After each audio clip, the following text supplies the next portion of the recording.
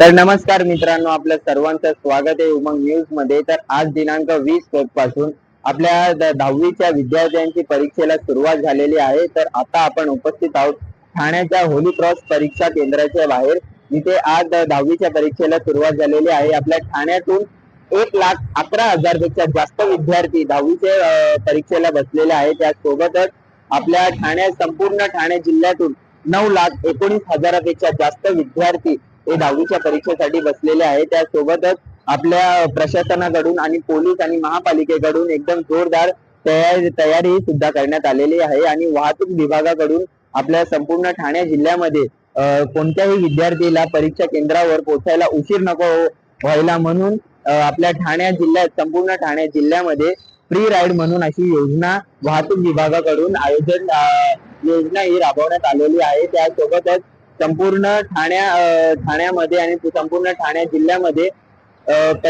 एकूण परीक्षा केंद्र 326 एकूण परीक्षा केंद्र तैनात करून दिलेले आहेत, जिथे 10वीचे विद्यार्थी आपली जी 10वीची परीक्षा आहे ती सुरळीत आणि चांगल्या पद्धतीने पार पडावी अशी महापालिकेकडूनही तयारी करण्यात आलेली आहे। त्याच अपडेटसाठी तुम्ही पाहत राहा उमंग न्यूज। मी गौरव गागडे, कॅमेरामॅन सिद्धार्थ आडव सोबत ठाणे।